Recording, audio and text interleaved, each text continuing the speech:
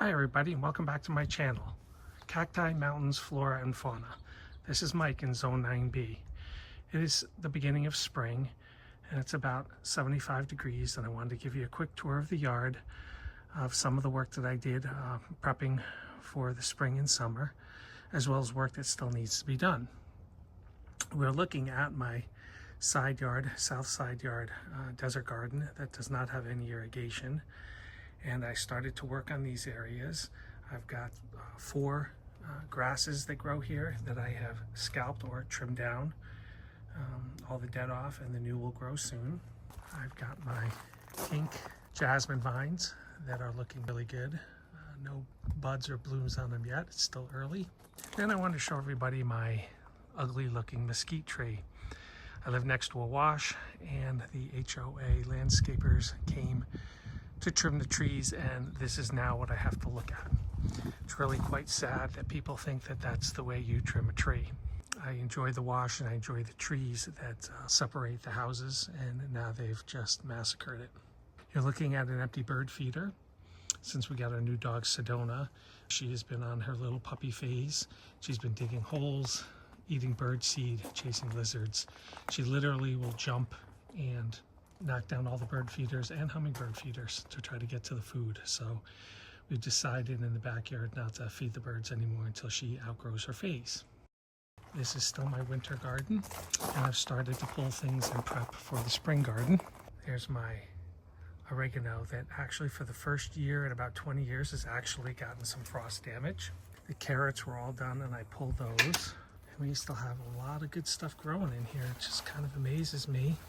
These are beets that are doing extremely well.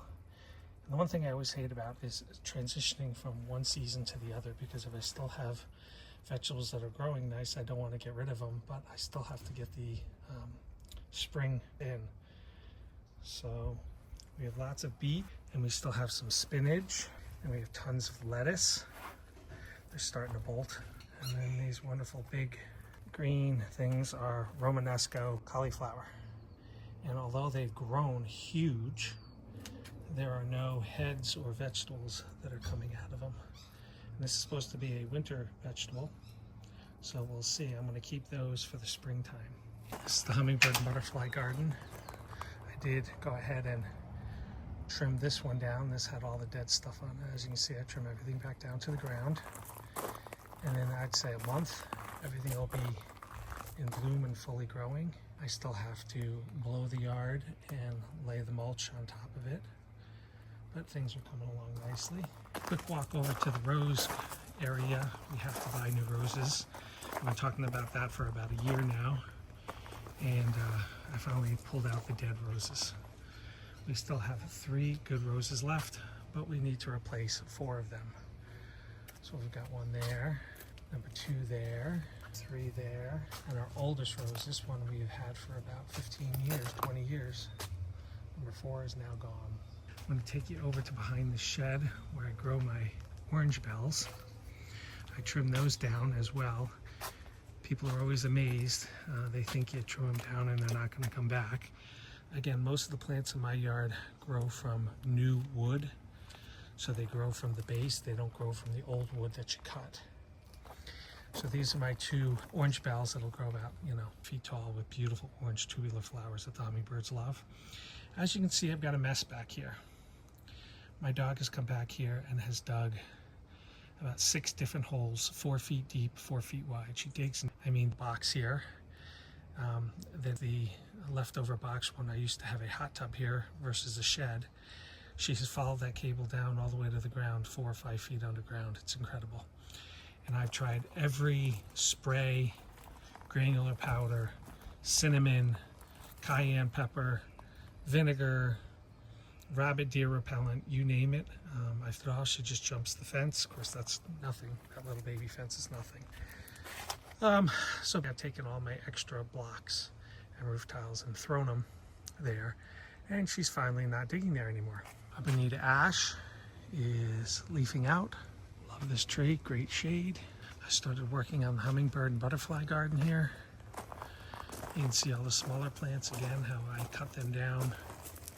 Really, we already have new growth. And again, you can see the damage from the dog. This is her little racetrack here, chasing lizards. She comes through here and just goes bananas. And so every time I rake my wonderful mulch, she just tramples right through it. But I did how many? 1, 2, 3, 4, 5, 6, 7, 8. I've done 8 plants in here, and I've got like another more to go. As you can see, the lawn is still in hibernation. I just turned on the irrigation, but you can just start to see, if you look really, maybe I can zoom in, there is green growth coming through. So it'll take at least another month before we'll see any growth in the grass. You can already see that my Jubilee orange or passion vine has already got new growth, new flowers, new buds all over it. Hopefully you note all those flowers. Verbena needs to be trimmed. Last year's fruit that needs to be trimmed and pulled. Over here, this was one, we got the dog, this was one beautiful hedge with different colors. And as you can see, she has gone back there and destroyed that area as well. So now we have to trim this bush and all the bushes down and have them regrow again, because she has just ripped through them. This area is not too bad. You can see her running path here, but this one here as well. So this is, you know, knees down to the ground about twice in 25 years. But I'll do it just to clean things up and have them have some nice fresh new growth. Down here is where the dog goes potty, and we've just got to do some general cleanup, pick up the fruit that's fallen, etc. Looking at my vine here, I have to fix that vine. Okay, so what I'm going to do today, I'll do some taping of exciting stuff. And there goes the doggy do. I'm going to place the camera down. I'm going to videotape me doing some yard work here in the butterfly garden. I'll finish up with the 5 or 6 plants that I have left to do here, and then maybe move on to the front yard or the garden area. Okay, I'll be back. Okay, everybody, back and getting my tools. Hopefully you'll be able to see what's going on.